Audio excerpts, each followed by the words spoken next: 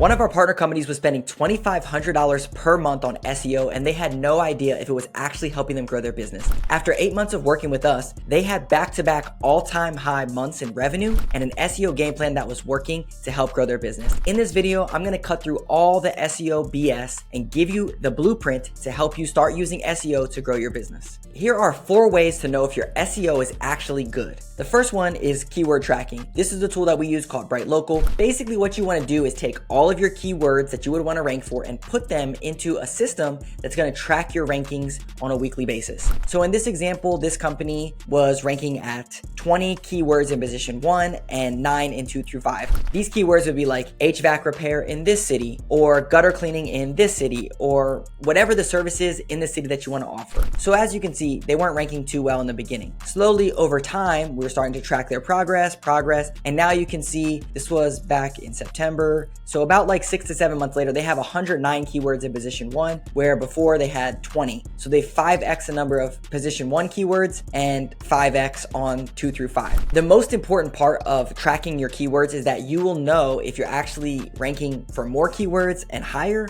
over time, so that your SEO is actually working. Now, just because you rank higher, the whole goal is that if you rank higher on keywords, people are going to go to your website and actually convert into leads. But here's how you want to track that exact thing. The second thing you want to do is in Google Analytics, they give you this tool, which allows you to see the demographics based on region. So you can see who's coming to your website, the number of active users, and then you can see the exact region or state that they're coming from. So this company in particular serves Maryland, Virginia, and the District of Columbia, and you can see that their top 3 states are this area. Just because you do SEO doesn't mean that it's going to be traffic from your local area. It could be from all over the country or the world, but who cares? You want people that's in your local area that's actually going to convert into real leads, which is why you need to track your local traffic.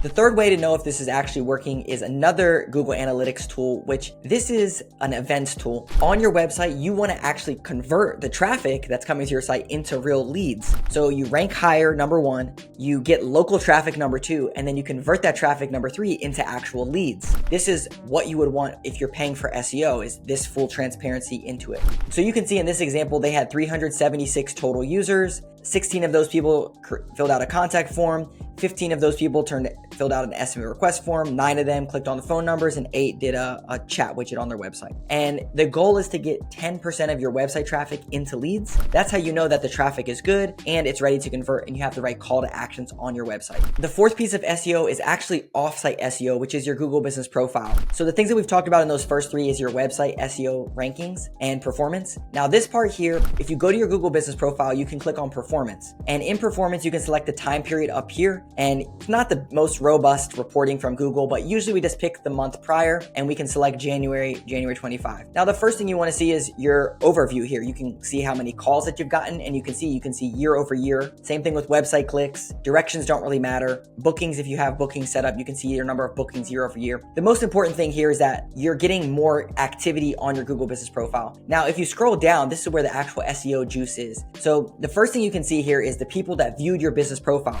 Naturally, if you're doing SEO, more people should be seeing your business profile year over year. That shows that you're being shown more to people. And you can see here, this obviously is a good example, and you can see the breakdown of where people are seeing you from. The other thing which is very important is that you can see the search breakdown. So you can go in here and literally see all the different keywords that people are searching for to find your business. This will help you know if you're actually ranking for the correct keywords that you want to be shown for, and it will also show you your performance as far as how many searches that you've showed up on and the type of searches. Very good way to benchmark if what you're doing is working and the keywords are here. Sometimes you might see like a branded keyword here, which is okay, but that's people searching for you by your name, where you want people to find you based off the service that you're offering. Okay, at this point, a lot of people are asking, well, what does Google even care about when it comes to SEO? I see these reports and how to track this stuff, but how do I get to that level? So what does Google even care about when it comes to SEO? If you're paying for SEO, here is what a company should be doing to help you rank higher and get more leads from your SEO. The first thing is called offsite SEO, and Google actually has this help doc where it will tell you exactly what they want you to do to rank higher. So here you can see how Google determines local ranking. There's 3 main things that they put in here.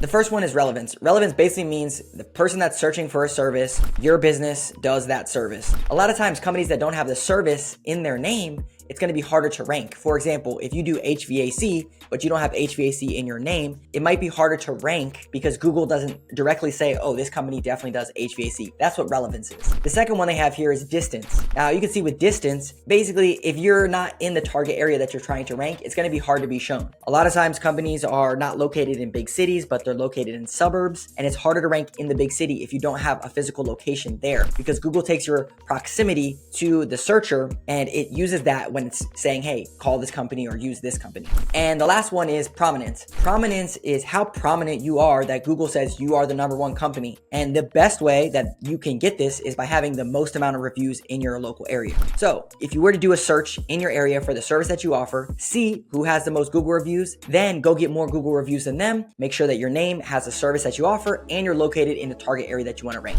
From a marketing agency perspective, what can companies be doing to help you with your offsite SEO? First, there are platforms that can help you manage your name, address, and phone number. This is important to make sure that you have cohesive information across the board. It builds trust with Google so that it ranks you higher. So that way, if you have different phone numbers all over the place, Google doesn't know, is this the right number or that's the right number. Same thing with different names, same thing with different addresses. The other thing that Google does say is very important is to respond to reviews, manage and respond to reviews, add photos, make sure that all of your information is complete. These are things that someone should be doing on a monthly basis. Adding photos to your Google Business profile, adding posts, making sure that the services that you offer are there. Just even going in once a month and cleaning things up shows Google that you're active and you care about your profile, which means that they're going to show you because they can say, hey, this information is accurate and we're confident in what we're showing. The next thing is when it comes to on-site SEO, which is your website rankings. And let's go into what matters for Google when it comes to on-site SEO. So if we go back to this keyword tracker here, you can see this keyword, custom home builder, Port Stanley, Ontario, Canada. This company wasn't ranking at all. And then after October, they popped up to #4, and then they popped up to #1. And they've been pretty consistent there for the last couple weeks. Now this keyword, we can go to the search engine results page and we can see how are they ranking. So custom home builder, Port Stanley, Ontario, Canada.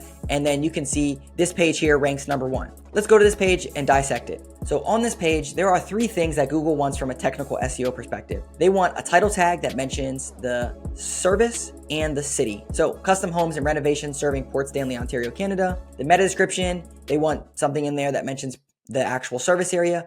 And then the H1, they want something in there as well that matches the actual service area. So title tag, meta description, H1, all need to have the service that you offer and the city that you're targeting. The other 4 principles that Google wants is the EAT algorithm, which is E for expertise, E for experience, A for authority, and T for trust. How do you demonstrate these things? Expertise, you can share before and after, gallery, stories of things that you've actually done and how you are an expert in this specific field. You could talk about, we're certified in this, we've done service at this. Whatever that sounds like, you want to demonstrate your expertise. When it comes to your experience, this is where you want to talk a lot about, we've been in business for 10 or 20 years, we have 50 technicians, all the different things that would build up your experience on a page or your website is going to show Google that you are experienced in what you do. Then authority. Authority, it goes back to that prominence piece. You want to demonstrate that you have the authority in this space and you're an expert. And the way that you do that is by getting reviews and sharing those testimonials on your website. And the last one is trust. How do you build trust with Google? You do the things that they want over and over again every single month,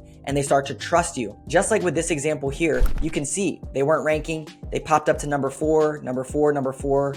They popped down to 7, and then slowly Google is trusting them over time, right? The page might have gone live October 20th, but on the Google Business profile, we're posting about Port Stanley. On the blog content that we're creating, we're posting about Port Stanley. And you have this revolving SEO game plan. It's not just Port Stanley, right? There's a bunch of other cities that you want to target as well, but you need to have a cohesive game plan so that way you're ranking on all these different cities that you want to target. All right, so we talked about what is good SEO, how do you track your performance and make sure that it's actually working, but what are things that you should avoid? So here are 3 things that you need to stay away from that actually don't help with SEO that people think does help. Number 1 is one-time random SEO things that you might do. This is going to be like, hey, someone's going to come in and build out a bunch of these service area pages using ChatGPT and just blast them out to my website. Google knows if it's spam and junky, which is why you don't want to just blast your website with 100 of these service area pages. The second one that we see a lot is these PR write-ups that, hey, I'm going to get featured over here and then that's going to help give me, a backlink over here and it's going to rank me higher and it's going to turn into X, Y, and Z. That stuff is nice and well, but it's really hard to correlate to real performance, which is why it's just kind of a waste of money. And number 3, we see this one a lot right now, which is adding some code or something to your website that's going to track all of your projects and magically SEO, and Google's going to say, hey, this is going to be a great thing because now you have this pinpointed map all over your site. It looks cool. It's really good for conversions because people think, hey, I've done work over here, and you can see all the projects around you that you've done. But there's no triggers back to Google that actually shows an improvement in SEO rankings. Number 2 is buying backlinks. About 10 or 15 years ago, there's this thing that Google has which is called domain authority. Domain authority is how credible is this website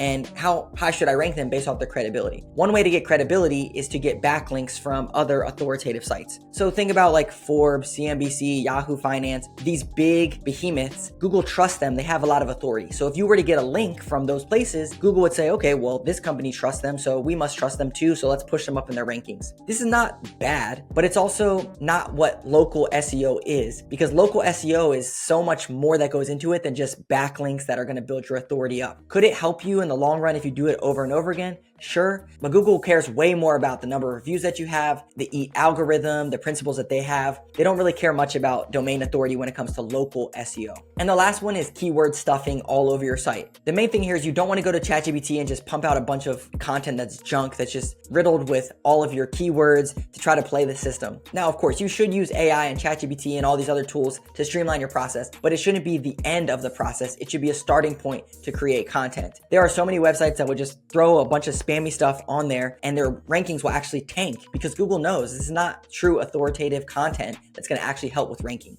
So if you're paying for SEO and you're getting traffic to your website, but you're not getting any leads, a lot of times companies don't have the right call to actions on their website, and they don't have a company that's proactive about tracking that number. So I made this video about how to convert more website traffic into leads. And if that one's not out yet, check this one out.